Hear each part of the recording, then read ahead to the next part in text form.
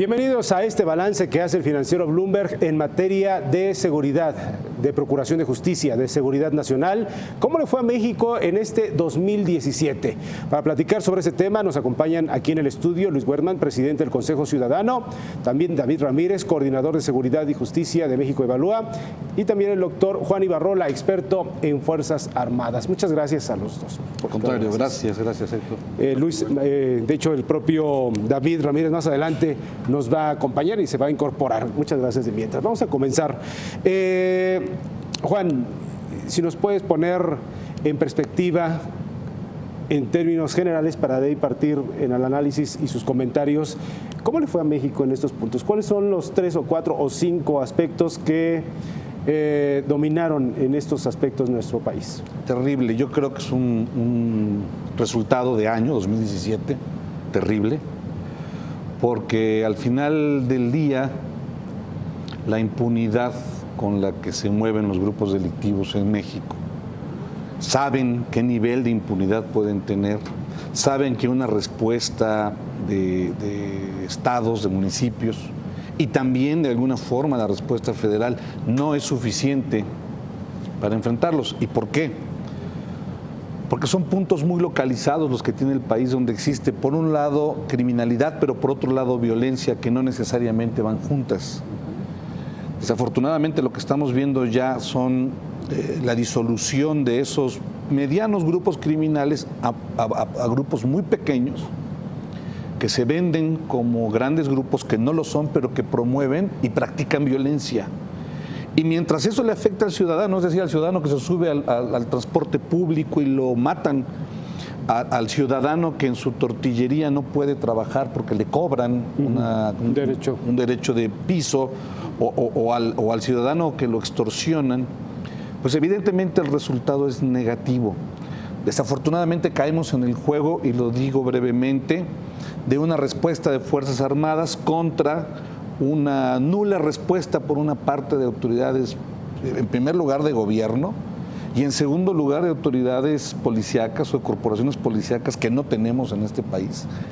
Y entonces la responsabilidad y la culpa, ¿en dónde quedan? Ese es el resultado final, yo creo que del 2017, trágico, grave, sí, de consecuencias sociales, creo yo, terribles, sobre todo porque estamos entrando en el proceso electoral, sí, ya firme, ya de frente, ya real. Bien. Luis, se ha venido deteriorando o se deterioró y llegamos a un punto en donde distintas organizaciones y especialistas en el tema decían que este 2017 iba a ser caracterizado como el peor en la historia en materia de inseguridad. Bueno, pues efectivamente, primero los números no mienten, es el peor año que está casi terminando.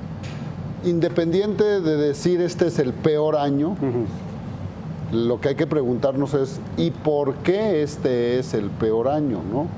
Como bien dice Juan, esto no es una consecuencia de 11 meses, esto es una consecuencia de años, y donde no debemos de permitir como ciudadanía es que se nos intente distraer con ofertas que no nos van a solucionar el problema, pero sí nos van a distraer, al menos en el muy corto plazo, para creer que así sí se va a resolver. Y entonces estamos en un círculo perverso, manejado creo que hay que llamarlo tal cual, por la política, sí, manejado por gobernantes corruptos que están cómodamente instalados con un poder, y que una vez más, o que como siempre, la sociedad es la que acaba pagando las consecuencias. Ese es el estatus en este momento y a lo que nos enfrentamos, y ya lo iremos abonando, porque lo que hoy vivimos y como estamos cerrando 2017 es lo que se ha venido cargando y lo que no funcionó en los últimos años, ¿no? Sí. Y estamos en un impasse en donde se tienen que definir candidaturas y viene el proceso electoral en ese sentido. Entonces, y a eso, yo creo que con eso vamos a terminar, porque el punto en donde menciona Luis que estamos en una en un tiempo en donde pues estamos entre destapes, entre pronunciamientos y no los temas de fondo, pues seguimos inmersos en una situación complicada, muy compleja en materia de inseguridad. Pero me gustaría recuperarlo con Juan Ibarrola, el tema original. ¿Qué nos llevó a estar donde estamos en este momento? ¿Qué no funcionó para tenerlo muy en cuenta y tenerlo en el escenario? Yo creo que hay un factor muy importante. No hay un solo gobernador hoy o alcalde que cuando tomó posesión no hayan estado las Fuerzas Armadas ahí ya brindando soluciones o respuestas de seguridad pública, ojo, seguridad pública. Sí creo en la irresponsabilidad y en la indolencia de muchos gobernadores y de muchísimos alcaldes, pero creo también en que es mucho más fácil transferir la responsabilidad a las Fuerzas Armadas para un tema que ellos no conocen, es decir, los gobernadores o los alcaldes no lo conocen de otra forma, porque cuando ellos toman posesión ya estaban las Fuerzas Armadas ahí. A ver, las Fuerzas Armadas, ¿cuántas veces han recuperado Ciudad Juárez, Acapulco, Veracruz, Morelia? Sí. ¿Le seguimos? ¿Le seguimos? Sí. ¿Cuántas veces han recuperado esos espacios, se los han arrebatado a la delincuencia, se les entregan a las autoridades civiles y los vuelven a perder? Hablamos, sí, que debe de existir una responsabilidad ya directa, ya, vamos, legal en contra de un servidor público o de un representante público, como es un gobernador, un alcalde, Sí. perdón, para que hagan buen uso de los recursos, como bien lo comentaba Luis fuera del aire. Sí. Pero también que entienda que su obligación es cumplir con la principal demanda ciudadana, que en este momento es la seguridad. No es mejores sueldos, no es mejor educación, no es mejores servicios de salud. Es seguridad, es la principal demanda ciudadana. No lo digo yo, es una encuesta de victimización del INEGI, que así lo emplea. No hay esa respuesta por parte de estados y municipios, tomando en cuenta que este país tiene municipios muy grandes, donde se gestan situaciones terribles de violencia y de criminalidad. Ahí está Ecatepec, Tijuana, Mexicali. Podemos hablar de muchos. O las entidades que no presentaban estos índices y que van poco Ahora a poco lo están remontando. haciendo. Zacatecas, Colima. Aguascalientes, Querétaro. Entonces creo bien que ya no puede quedar solamente en una respuesta de Fuerzas Armadas. Sí. Debe de quedar en la responsabilidad, pero sí aplicable hacia un gobernador que se le diga, no cumples tu trabajo, no sé, déjenme ser exagerado, te vas a la cárcel. ¿Por qué? Porque no estás cumpliendo. Sí, no solamente si no pueden, renuncien. Si no puedes y cometiste una omisión por corrupción, por falta... Y déjenme comentar algo, porque este año tenemos política ficción con las campañas y lo único que proponen todos los candidatos Sí. va a ser, voy a cambiar la seguridad, voy a todo el combatir peso de la ley. los criminales. Y no es cierto. Llevamos 12 años viendo este mismo panorama. David, en México Evalúa tiene muy claro el escenario y el mapa de cómo está México en ese sentido. Mencionamos algunas de las entidades. ¿Qué tienen en esos sondeos, en esos monitoreos como estudio? Bueno, lo que hemos trabajado en México Evalúa sobre las entidades y ver cuál es la situación y sobre todo, más allá de cuál es la situación, cómo podemos salir adelante, cuáles son las formas de pensar el problema y encaminarnos hacia las posibles soluciones. Sí.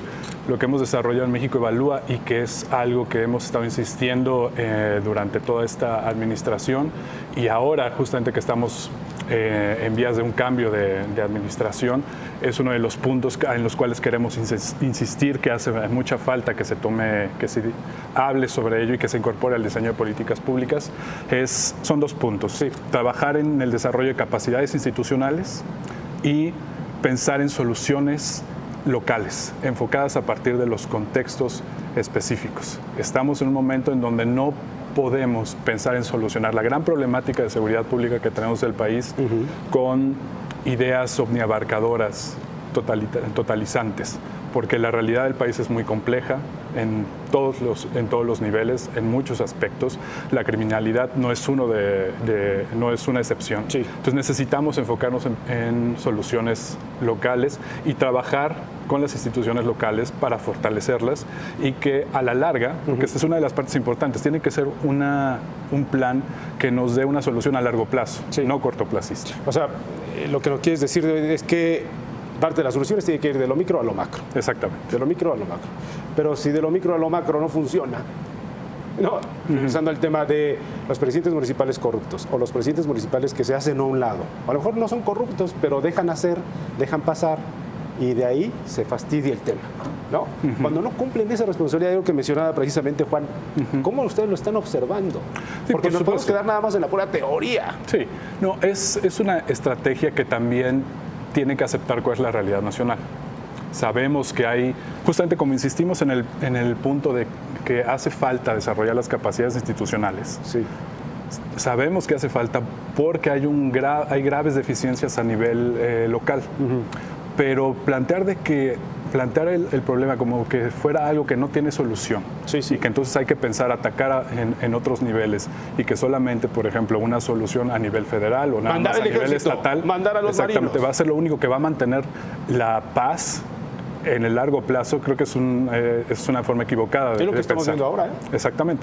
Lo que hace falta es aceptar que hay limitaciones, encontrar soluciones temporales, y quiero insistir en el término de temporales, para contener y evitar que la situación empeore, evitar poner un alto al deterioro de las instituciones, Sí. e iniciar procesos para el fortalecimiento de las instituciones para que a la larga sean ellos los que cumplan con sus funciones, con su mandato. Bien, Luis, ¿qué piensas? Pues yo de nuevo, no nos debemos de dejar distraer. Tenemos que dignificar a las policías, pero lo hemos venido diciendo Desde durante hace los muchos últimos 20 años al menos. Tenemos que ciudadanizar muchos procesos, muchas colaboraciones. Yo no digo que la sociedad es la que tenga que estar auditando todo lo que suceda, pero sí tiene que haber un gran acompañamiento. ¿Dónde está la tecnología? Sí. Sabemos en dónde se ha gastado el dinero que nos dicen que es para tecnología, pero pues cuando no vemos ningún resultado del uso de la tecnología. ¿Dónde está la capacitación? Ejemplo, en el nuevo sistema de justicia penal acusatorio. O sea, vemos una vez más que nos vendieron durante años y en los últimos meses, antes de que comenzara el sistema, que esto ya nos iba a cambiar nuestra realidad, pero enfrentamos una vez más la realidad, los ciudadanos, de que esa falta de capacidad, esa falta de voluntad, esa falta de inteligencia, ¿dónde está la inteligencia en todos los sentidos? Pero aquí hablando la inteligencia policíaca, la inteligencia hacia el crimen, hacia el delito, pues vemos que está totalmente suelto todo y politizado o partidizado, para no satanizar a la política, de una manera en donde pareciera que todo el mundo quiere llegarnos y decir con una varita mágica, Sí. si esta ley sale, se arregla, si esto se aprueba, ya queda. Estos son los buenos y estos son los malos, pero no hablando de los delincuentes, o más bien hablando, hay delincuentes de cuello blanco, de cuello azul, y hay delincuentes de arma, ¿no?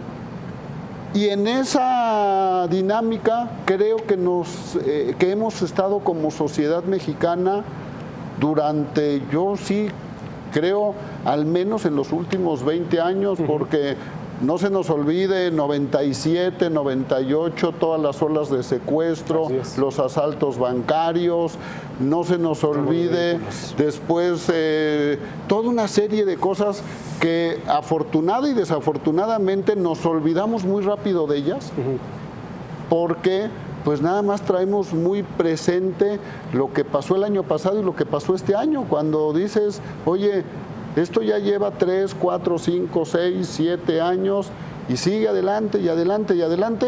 Y lo único es de que cada quien nos viene a ofrecer una solución que, como dice Juan, con casi total ignorancia, Sí. pero pues que queda muy cómodo en el momento de decir, como sociedad nos dividimos o nos dejamos llevar. Y repito, siempre al final de cuentas, los que vivimos las consecuencias somos los ciudadanos. Y los que más la viven es la gente de a pie. Más adelante quiero recuperar contigo, Luis, algo que mencionabas en relación al acompañamiento que requiere hacer la sociedad para las autoridades, el seguimiento del trabajo y algo que ha hecho muy bien el Consejo de la Ciudad de México. Ya nos dirás si se puede replicar en otras partes de la República Mexicana. Pero antes de esto, Juan, nos encontramos en una situación o en una burbuja en donde venimos, insisto, venimos cargando todo lo mal que se hizo, lo que se dejó de hacer y lo que viene, que es como en un limbo, ¿no? Y en medio de todo esto, parte de lo importante en este año 2017, haciendo este balance, pues es la discusión de la ley de seguridad interior. ¿En qué puntos está para destacarlo? Era urgente tener una ley de seguridad interior y coincido con Luis en la parte donde las acciones o las leyes deben de ser de Estado, no de partido, no de grupos. México ya urge de leyes de Estado, de propuestas de Estado que le ayuden al Estado en su conjunto. Creo que la ley de seguridad interior se convierte en la polémica más grande a la que se enfrenta socialmente el gobierno actual. ¿Por qué? Porque al final de cuentas las Fuerzas Armadas quedan en medio, uno, de un discurso completamente anacrónico del militarismo y del ejército asesino y represor. Sí. Quedan en medio de algo que es anacrónico. Eso en los 70s o en los años 80 hubiera funcionado muy bien. Hoy no. El ejército, la marina, la fuerza aérea de este país no es ese grupo asesino, represor. Ese grupo no lo es. Eso pasó, y si lo suponemos ya y lo damos por bueno, en 1968, y a lo mejor con los halcones en el 71, pero no fue el ejército propiamente. Es decir, las Fuerzas Armadas quedan en ese discurso innecesario, creo yo injusto, pero por una simple razón. Se habla de que esta ley militariza al país. El país está militarizado. A ver, ¿quién da las soluciones de seguridad pública en este país? El ejército, la marina, la fuerza aérea. ¿Quién da soluciones cuando hay un caso de desastre? Las Fuerzas Armadas. ¿Quién da una solución cuando hay una necesidad de una campaña de salud real, verdadera, cruzadas contra el hambre, de reforestación? Los militares.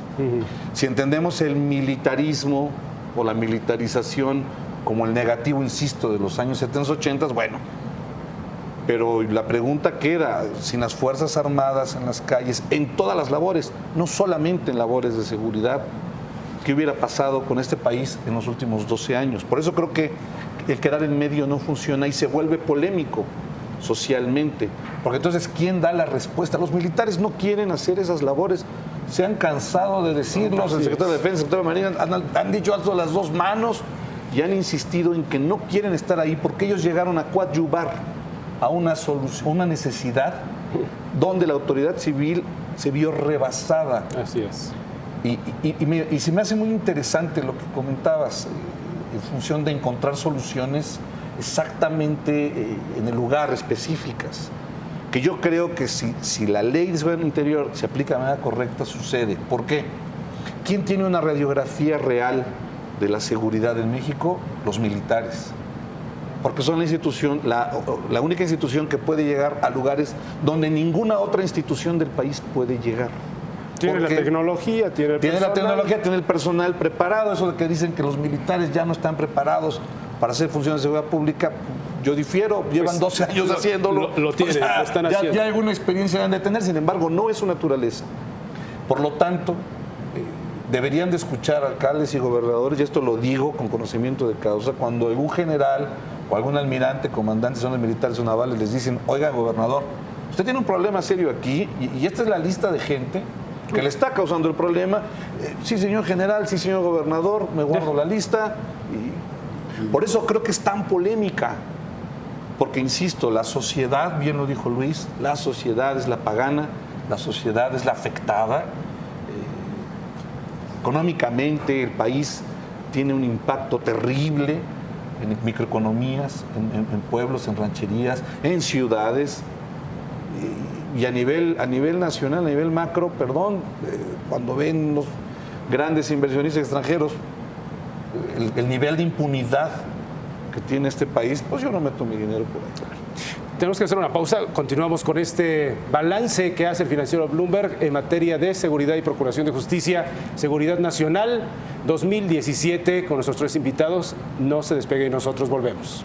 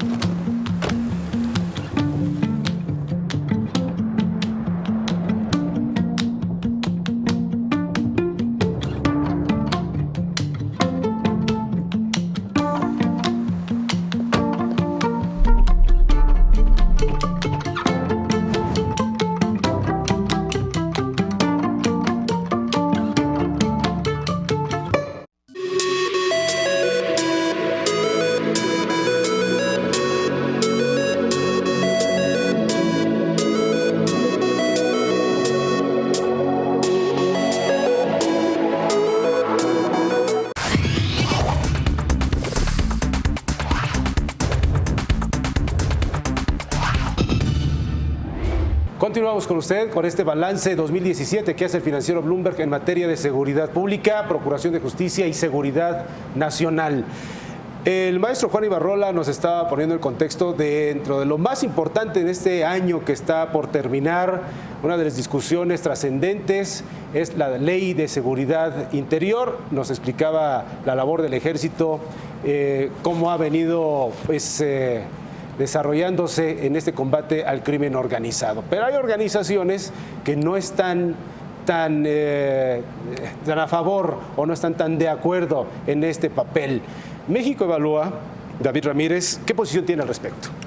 Bueno, en México Evalúa hemos estado observando con gran detenimiento todo este proceso y desde que se inició la discusión de las distintas iniciativas que se presentaron sobre la Ley de Seguridad Interior, hemos tenido una visión bastante crítica sobre las consecuencias y las implicaciones. Y nos ha preocupado cómo se ha desarrollado el tema.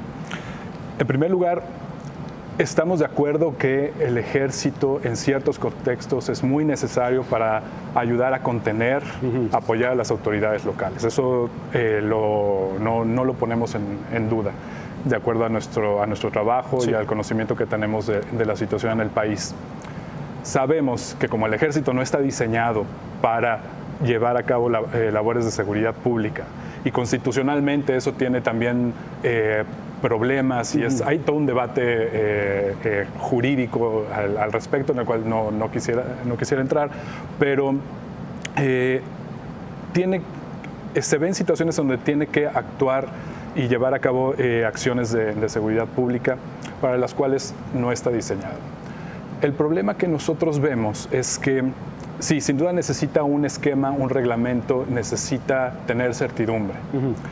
Y ahí estamos de acuerdo. No creemos que esta versión de la Ley de Seguridad Interior les dé la protección que hace falta, porque es muy poco claro en criterios de entrada, en criterios de salida, es muy poco claro. Por ejemplo, una parte que nos importa mucho en México Evalúa, y creo que el resto de las organizaciones lo han mencionado constantemente, es que a pesar de que hay cierto tipo de controles en derechos humanos, no son suficientes. Y eso sí es una preocupación que no se puede tomar a la ligera, porque en todo el país tenemos un grave problema de derechos humanos. No lo dice nada más México Evalúa, no lo dicen partidos políticos, lo dicen organismos internacionales que han estado revisando la situación del país, y hay muchos ejemplos. Entonces, no hemos mejorado todavía en derechos humanos. Hay un largo trecho, y lanzar una iniciativa en donde esto no está cubierto a suficiencia es preocupante. Ese es un punto. 2, la parte de los contrapesos. Las implicaciones que tiene una intervención en un área debe de estar acompañada por los suficientes contrapesos legislativos para que sea una decisión lo más informada posible y lo más controlada posible.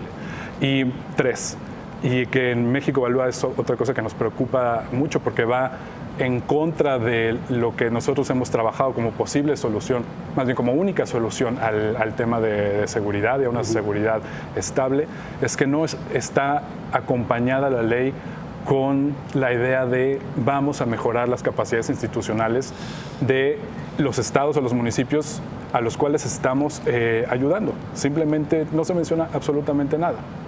Entonces esos son 3 puntos que nos preocupan, y que creemos que si se aprueba de esta manera, a la larga va a crear un panorama mucho más complicado para la siguiente administración, independientemente de la etiqueta partidista. Bien, antes de conocer la posición de la sociedad civil, que en este caso representa a Luis Werman, me gustaría conocer la respuesta que tiene Juan Ibarrola en relación a estos 3 puntos que me acaba de mencionar David. Creo con pena que las organizaciones que hablan de violaciones de derechos humanos no le hagan una campaña a los médicos de este país. La institución que más violaciones de derechos humanos comete en este país es el Seguro Social, la que más. Entonces deberían de irse en contra de los médicos, ¿no? Para tomar nota, David. Satanizarlos. Y esto no lo digo yo, lo dice la CNDH. Es un dato que da la CNDH. La institución que más viola derechos humanos en este país es el Seguro Social. Y mi respeto para todos los médicos. Sin embargo, creo muy importante entender qué es lo que podemos generar alrededor del abuso de la fuerza que puedan utilizar los militares. Pongo datos también estadísticos que da la CNDH, no son datos míos. En 10 años han existido 134,000 denuncias en contra de las Fuerzas Armadas por violaciones a derechos humanos. 134,000. De esas 134,000, solamente 128, ya no 1,000, solamente 128, se han hecho recomendación. Tomando en cuenta que las Fuerzas Armadas desde hace 10 años han realizado millones de operaciones en combate a la delincuencia, en rescate de personas, en una serie de acciones que han sido contadas por millones. El dato está en el INAI con lo que reporta Sedena. Entonces no encuentro una relación de una violación sistemática de derechos humanos por parte de las Fuerzas Armadas en México, cuando esos números son los que la CNDH está aportando. No hablo por esto de que se tenga que permitir que un militar abuse de un ciudadano, no. A ver, el ejército no reprime, o las Fuerzas Armadas, los militares, no reprimen socialmente. Por ahí se ha insistido mucho en algunos colectivos. Es que están insistiendo. Y de que si rompen un vidrio, entonces va a entrar el ejército. A ver, no. O las Fuerzas Armadas, no. Lamento que los colectivos estén abriendo la puerta a que puedan ser violentos en una manifestación y los ciudadanos que no tengamos que ver con esa manifestación nos tengamos que aguantar y sufrir las consecuencias. No, las Fuerzas Armadas bajo ninguna circunstancia van a ir a reprimir una manifestación social, ideológica. No lo han hecho. En los únicos 2 casos que medio se intentó por parte de 2 presidentes fue con Ernesto Zedillo en el caso de Oaxaca, donde los soldados les dijeron no vamos a sacar a los de la APO. Y en el otro caso fue con Vicente Fox, cuando le ordenaron al secretario de la Defensa de aquel entonces que llevara tropas al Zócalo por lo del desafuero de López Obrador, y no lo hicieron. Debemos de entender que las Fuerzas Armadas no solamente son servidores públicos, es un bien de la nación, un bien como activo. A lo mejor para algunos no serán buenos. Sí. Una frase del secretario de la Defensa, dicen que el ejército y el pueblo es uno y lo mismo, vienen de ahí. Represión social no va a haber si eso es lo que hay El temor. El temor o la duda, porque no lo han hecho. Hoy tendrían la capacidad, si lo queremos ver así, porque el presidente de la República es el comandante supremo de las Fuerzas Armadas por mandato constitucional, con ley de seguridad interior o sin ley de seguridad interior. Si el presidente de la República o el comandante supremo le ordena algo al ejército, en teoría lo tendrían que cumplir. Los únicos 2 casos, insisto, donde se ordenó que de alguna manera hubiera esa disuasión en contra de la sociedad, No se hizo. no lo hicieron. Ya tendremos oportunidad, David, de responder esas partes. Luis, la parte de la sociedad, porque en medio de estas posiciones queda la gente de a pie y tú en este momento representas esta parte. Yo pongo y vamos en orden. Primero, creo que tiene que haber todo nuestro respeto, todo nuestro reconocimiento y toda nuestra admiración para las Fuerzas Armadas de México. Porque es muy sencillo. Las únicas instituciones que no se han devaluado en México son las Fuerzas Armadas. De ahí para abajo no hay ni civiles ni políticas que no se hayan devaluado en nuestro país. Aunque ha habido casos, y te interrumpo rápidamente, casos... Frijolitos en el arroz. Marinos, ¿no? Marinos secuestradores, que también fue un caso sonado. Bueno, pues si tenemos gobernadores, narcotraficantes, pues pero creo que lo que apuntan, si me permite, la breve interrupción por un dato creo que es importante. La justicia militar tiene una efectividad del 98% contra un 2% de impunidad que queda. Bueno, ese nadie se salva. Entonces, estos marinos secuestradores están presos, sentenciados, procesados, y primero por la parte civil, pero tienen que pagar una parte militar. Sí vale la pena apuntar cuando hay situaciones de abuso por parte de Fuerzas Armadas, porque sí las ha habido. Claro que las ha habido. Ahora, lo que debe de quedarle tranquilo a la sociedad, o con una parte de comprensión de la sociedad, es de que por la parte de la justicia militar eso no va a quedar impune. Y es más, en asuntos donde ni siquiera la autoridad civil lo puede definir, ahí está Tlatlaya y una serie de situaciones, los apresan, les generan un proceso para que si son culpables paguen. Alguien dirá, oye, pues son ellos mismos los que juzgan.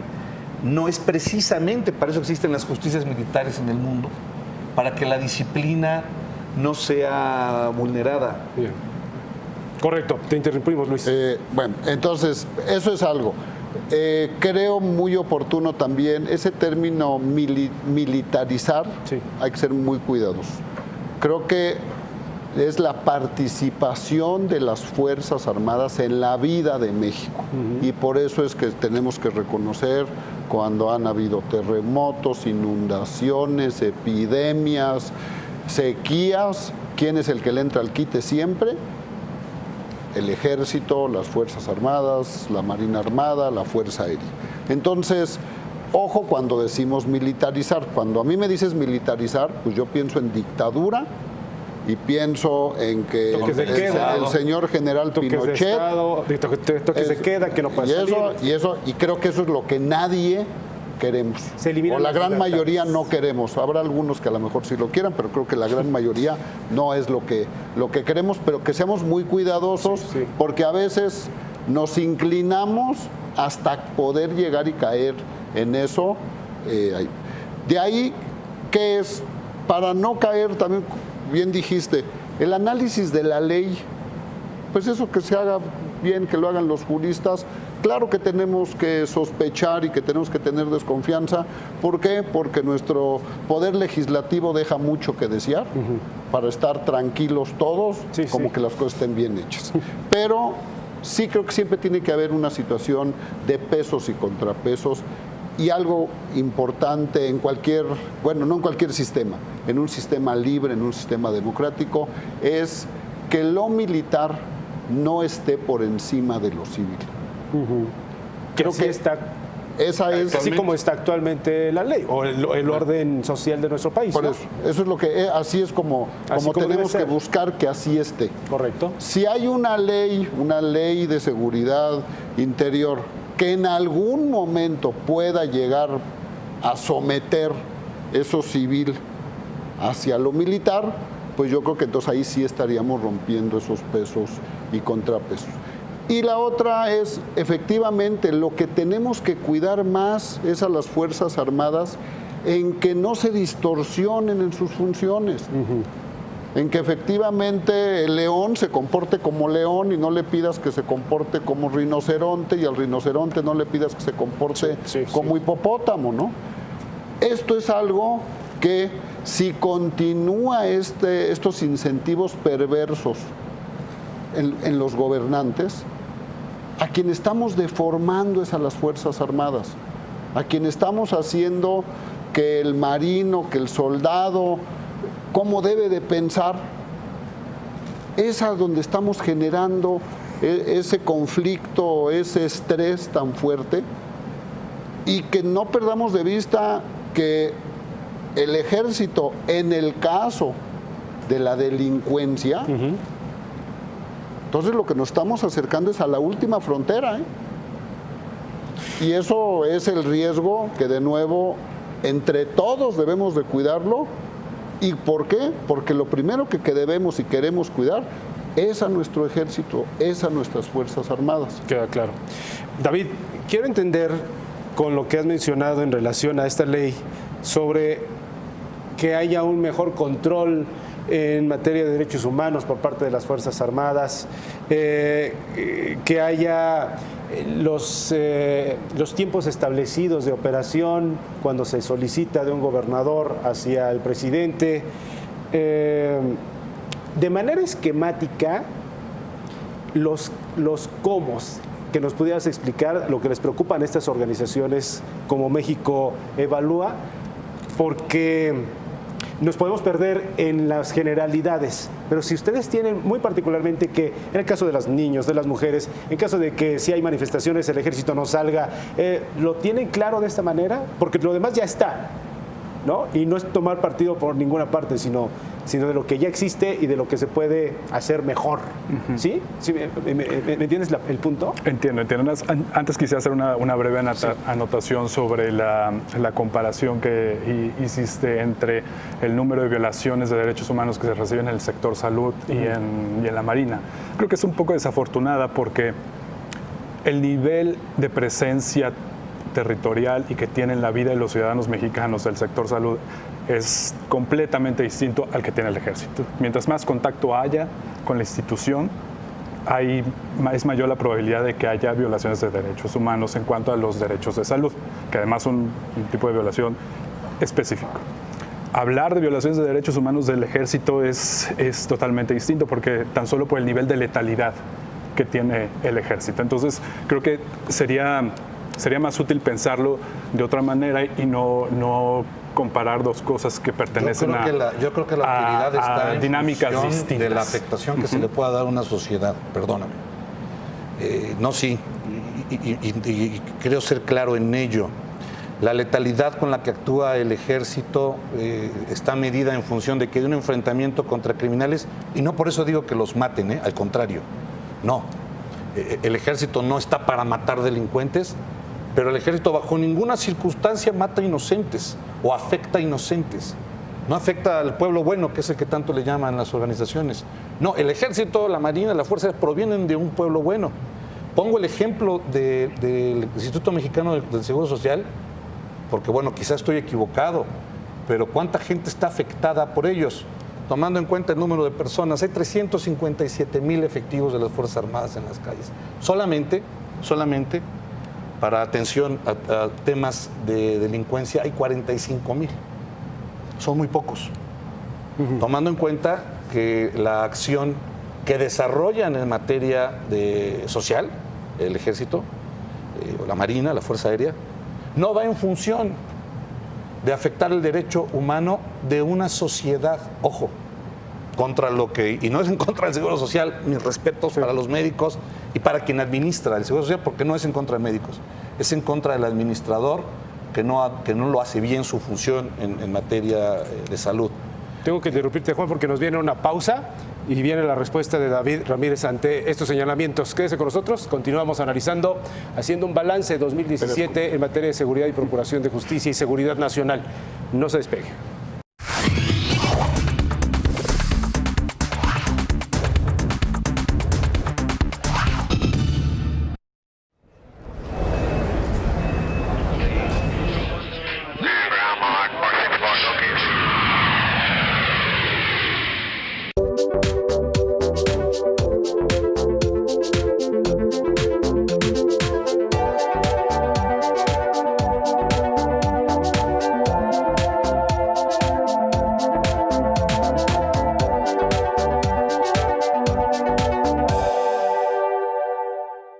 Economía, cierre de bolsa, negocios, finanzas. Víctor Piz presenta lo más relevante de las noticias al sonar la campana. Porque reconoces lo importante, el financiero Bloomberg.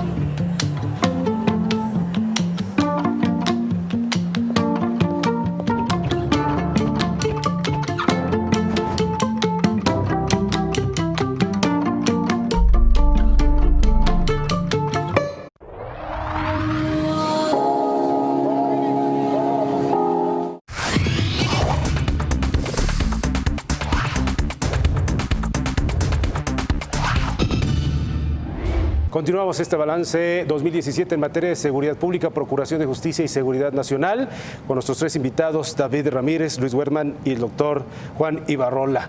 Quedó pendiente la culminación de idea del doctor Ibarrola en relación a lo que estaba exponiendo David en segundos y después David tiene la palabra. Con todo respeto lo digo, la importancia es la afectación a la sociedad en materia de derechos humanos. Yo creo que es el fin que buscamos todos. Que en este país no se violen derechos humanos bajo ninguna circunstancia. Desafortunadamente se ha insistido mucho en que los militares son los sistemáticos o los únicos violadores de derechos humanos en este país cuando no ha sido así. Con esto concluyo. Cuando lo han hecho, lo han pagado, ahí están presos, ahí están sentenciados y están purgando condenas. Bien, gracias, Juan. David. Sí, bueno, sin duda no creo que nadie que se dedique a investigar este tema o estudiar este tema haya dicho que los militares son los únicos que violan derechos humanos. Creo que eso no. Y cuando se hacen diagnósticos sobre la situación en el país, se ve que es un problema generalizado. Y eso son de las cosas que preocupan mucho a la sociedad civil, a la academia y a ciertos sectores políticos, porque es un grave problema que tiene el país, e insisto, generalizado, no nada más es una cuestión del ejército. Otro punto que antes de entrar de lleno a tu pregunta sobre la idea de la militarización. Hablar de militarización no es hablar de, no es una dicotomía, no es blanco o negro. Y sobre todo cuando estamos hablando en términos de seguridad. Cuando hablamos de militarización de la seguridad, el problema, todo lo que implica, no es nada más es dictadura o no es dictadura. No, el debate no va por ahí, es algo mucho más detallado. Tiene que ver justamente con cuál es el régimen que hay, que atraviesa la idea de seguridad. La idea de una seguridad militarizada es una seguridad, un concepto de seguridad exclusivamente coercitivo, por ejemplo. Lo único que busca es detener, contener, en ciertos momentos amedrentar también. Y vienen distintos esquemas, protocolos, como entrenamiento de la policía, generación de inteligencia, etcétera. La gran diferencia con un esquema de seguridad ciudadana es que acepta y busca que las responsabilidades de seguridad pasen por los mandos civiles. Es una responsabilidad de las autoridades civiles. Y es una responsabilidad en conjunto con la sociedad también. Por eso se buscan siempre tender puentes para generar mejores opciones de política pública en conjunto con la sociedad, autoridades e instituciones de seguridad pública. Entonces la militarización no es nada más es dictadura o no es dictadura, es militarización de la seguridad, un concepto específico de cómo se piensa, cómo se planea que se va a atender el problema de la seguridad. Y sobre esto, en México evalúa más que tener una propuesta específica de cómo tendría que ser la ley de seguridad, como aceptamos que es un tema muy complicado, y hay lugares en donde se necesita la presencia del ejército, hay otros lugares en donde no. Sí. Hay grandes deficiencias de capacidades institucionales. Tenemos que sentarnos a pensar y a tener un diálogo abierto, mucho más amplio, de qué es lo que realmente el país necesita para regular las acciones del ejército en seguridad pública. Eso es justamente lo que nosotros estamos, a lo que nosotros estamos llamando, afinar los puntos, o sea, realmente tener la mejor ley posible. Si el ejército no va a poder salir de un día a otro porque todavía no está las condiciones para hacerlo, entonces necesitamos reglamentar su actuar, en eso estamos totalmente de acuerdo, pero hay que hacerlo de la mejor manera y hay que atender a las distintas voces y a los especialistas. Incluso. Es decir, que haya foros, que haya lugares de encuentro, reunidos el mismo ejército, legisladores, sociedad civil, para ir definiendo esto, es lo que... Exactamente, porque además yo no creo que todo esto se tenga que manejar como estás a favor o en contra del ejército. No, o sea, el ejército cumple una función muy importante, tampoco es un tema de popularidad institucional, vamos a poner a trabajar a la institución que mayor popularidad tenga, no. La idea es encontrar formas para encontrar soluciones de largo plazo. Y si se hace con procesos legislativos cerrados, en donde no se escuchan voces críticas que quieren poner sobre la mesa otro tipo de propuestas, entonces el resultado no va a ser el óptimo, ¿no? Pongo, por ejemplo, uno de los fraseos más polémicos de la ley, en donde dice no se va a actuar sobre manifestaciones sociales pacíficas, pero no se define qué es pacífico. O sea, ese espacio da un espacio de discrecionalidad muy amplio que implica muchos riesgos. Entonces tenemos que, y esa es la propuesta de México Evalúa, tenemos que volver a pensar este problema, volver a sentarnos con todos los actores involucrados para tener, si hay que regularlo, tener la mejor de las regulaciones. Bien, nos vamos acercando al cierre de este balance 2017 y me gustaría comenzar contigo, Luis, en el sentido de Y regresando incluso al origen o al comienzo de este balance, estamos frente a un proceso electoral, el más competido en la historia también. México, ¿cómo rompe récords México, no? El más competido, el más corrupto, el más inseguro, el año más inseguro, en fin, puros récords negativos. No, en Fórmula 1, sí. En Fórmula 1, bueno, tuvimos Fórmula 1. Bueno, la participación de la sociedad, y algo que quedó pendiente, además de manifestarse, de ser activa en redes sociales, ¿cómo puede ser socialmente responsable y activa en medio de todo el ruido político en el que estamos en este momento y en el que estaremos ya entrados en el 2018, para decirle a ese personaje que quiere ser presidente, senador, diputado, jefe de gobierno, alcaldes, a ver, dame primero tu propuesta, dime los cómo, ¿no? Ya no me digas los qué vas a hacer, dime los cómo.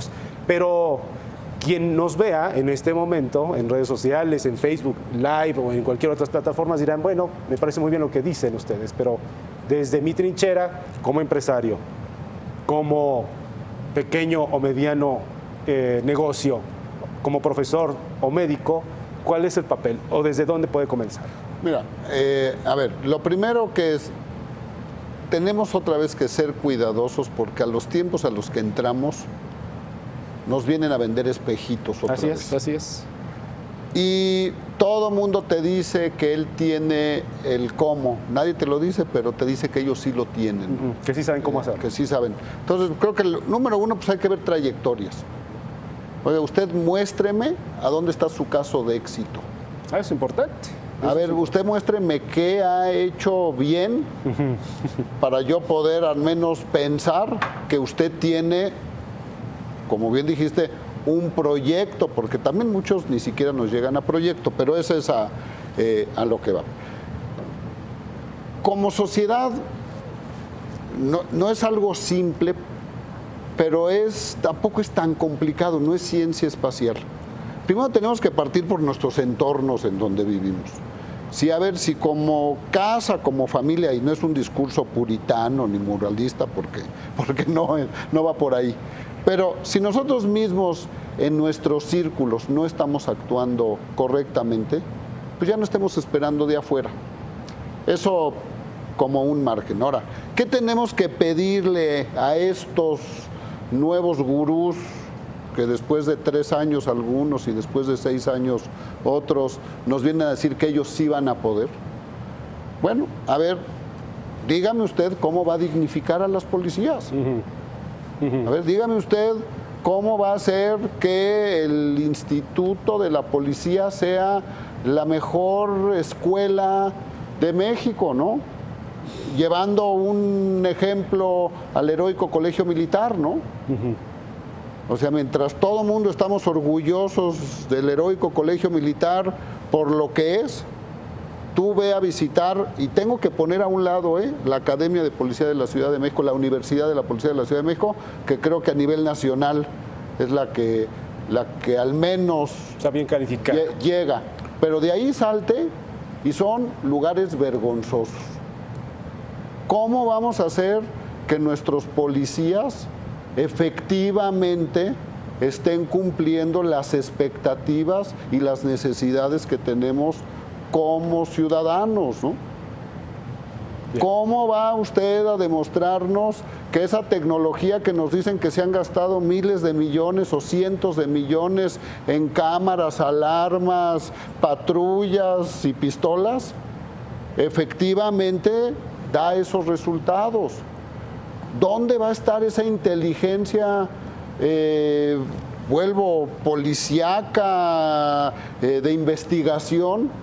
Pues para que no continuemos en el 98% de impunidad, porque aquí matar a una persona, lo más seguro es que nunca sepan quién fue. Sí. Y todo eso es lo que tenemos que llevarlo muy concreto y ponérselo en agendas a estos señores para decir, aquí lo tiene, ¿está usted de acuerdo? Independiente, ya vimos que no sirve de nada firmar ante notario público, pero bueno, al menos que quede la constancia. ¿Y qué va a pasar? ¿Cuál va a ser la consecuencia si no lo hace? Si no lo hace. Bien. ¿Por qué? Porque hasta el día de hoy De lo único que hemos visto en México es que aquí no pasa nada. Sí. Mientras que en otros países del mundo, por pequeños escándalos, se derrumban gobiernos y personajes, aquí hay grandes escándalos, pero absolutamente no hay ninguna consecuencia.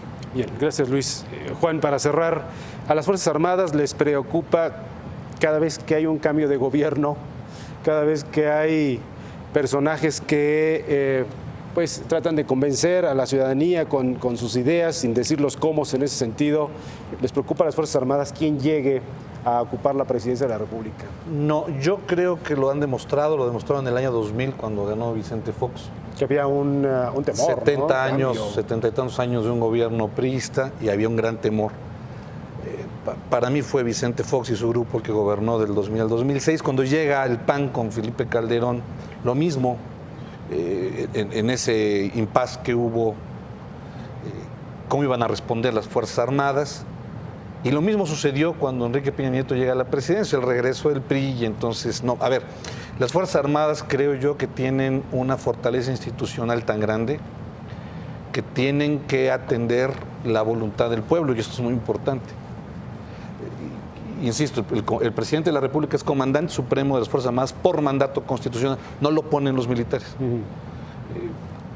A quien lleguen van a tener que servir, van a tener que obedecer, porque es un tema constitucional.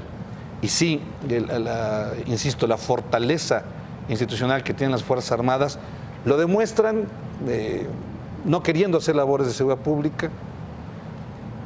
No son ellos los que quieren militarizar la seguridad pública, al contrario, por ellos ya que se hubieran ido. Pero no hay una respuesta institucional. Ahí van a estar, gane quien gane en este 2018. Bien. Y sirviendo a la gente.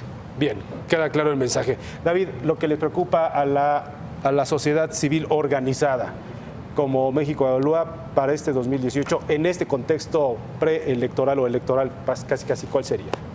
Bueno, lo que nos preocupa y sobre todo para lo que queremos trabajar en los meses, en los años que vienen, es para que trabajar a favor de que en las campañas se hable de manera seria sobre el tema de seguridad. Creo que uno de los principales riesgos que hay en las campañas que vienen es que la discusión sobre seguridad pública, seguridad ciudadana, se transite por un cómodo sentido común. Y creo que el país ya no está para el sentido común, está para un buen análisis y lanzar buenas propuestas para la solución del problema. Y también en México Evalúa, y retomando un poco lo que decía Luis sobre el trabajo, lo que tiene que hacer la sociedad para ayudar, ahí estamos convencidos de que esa es una de las vías de la solución y estamos ya trabajando en distintas formas de hacerlo. Ahora, por ejemplo, se mencionó aquí hace unos minutos la capacidad de la policía en términos de inteligencia y de diseño de estrategia.